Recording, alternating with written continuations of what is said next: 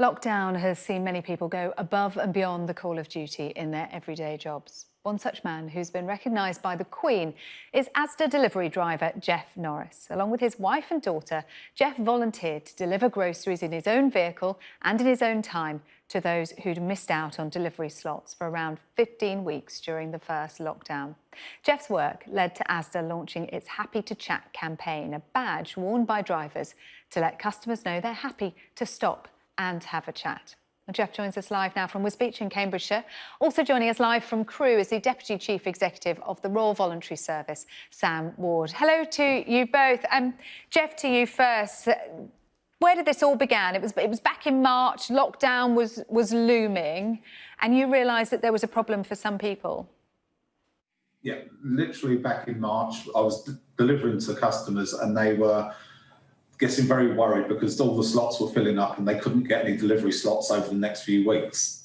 So I took the initiative initially to put on a local discussion forum that if there was anyone elderly or vulnerable, that we were willing to get the shopping, pick it for them and deliver it to them in our own time. It wasn't just me, there was a group of us from the ASDA Wisbech store that was doing it, but I suppose I did initiate it. And you roped in your wife and your daughter as well to help? Yeah, my wife and my daughter, a lot of these people that we were dealing with were elderly and they didn't have access to computers. So they would take the list down over the phone and type them up for us so that we could, know what shopping that they were requiring and go and get it on the Sunday, as you say, on our day off, and we could go and then deliver it. So you were working full-time, delivering to people who'd managed to get a slot, and then on your days off, you were delivering to those who couldn't and needed it. What kind of response did you get, Jeff? To be honest, Sarah, the response was brilliant.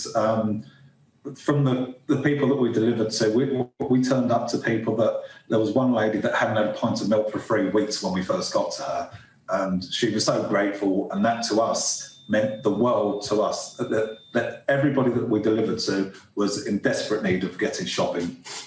And, it just snowballed from there. I think the most we delivered to was 15 people on a Sunday.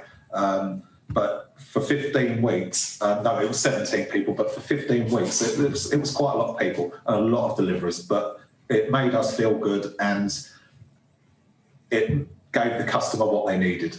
And two things that followed from this. You've been recognised by the Queen for your work, and it has started a wider campaign by ASDA, the Happy to Chat campaign. Firstly, on your honour, just tell us about that.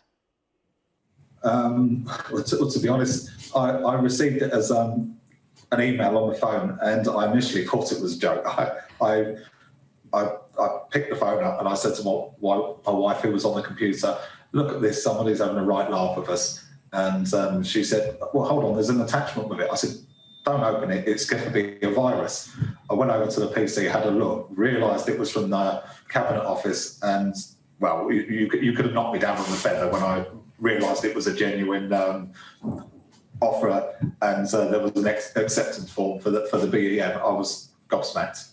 But very, very well deserved indeed. Sam Ward from the Royal Voluntary Service, you are backing ASDA's new Happy to Chat initiative. Tell us what it is all about and what the aim is. I think the aim is just to reach out to those that are finding it particularly challenging during the lockdowns, and we've had a series of them now for good reason.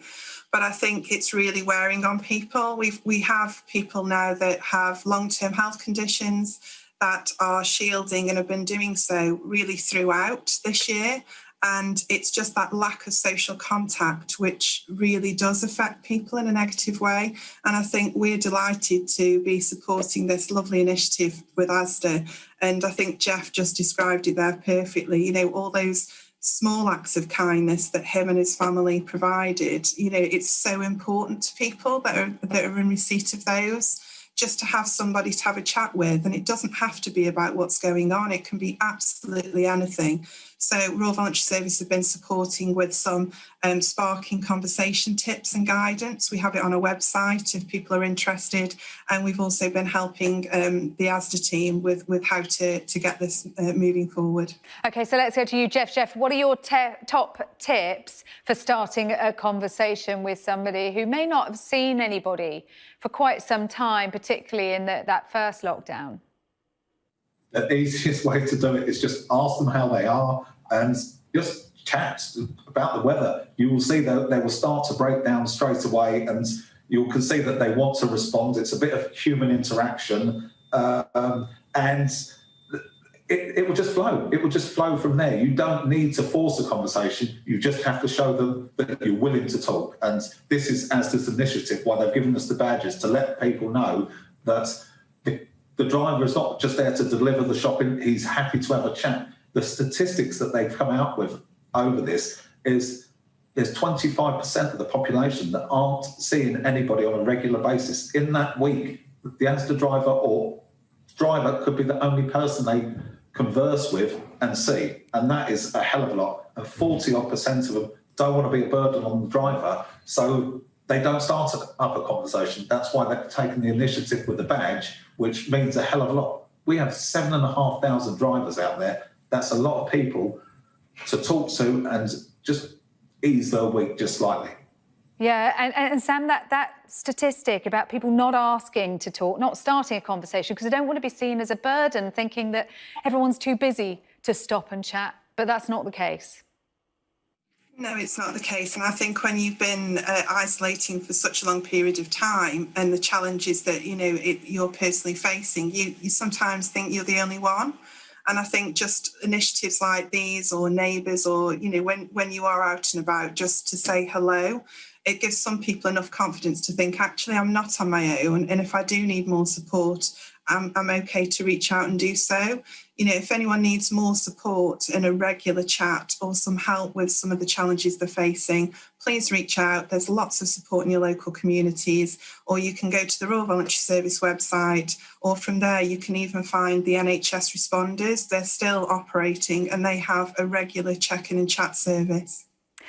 Sam Ward from the Royal Voluntary Service, Jeff Norris, thank you to you both. And Jeff, thank you for everything you have done and continue to do. Thank you, Sarah.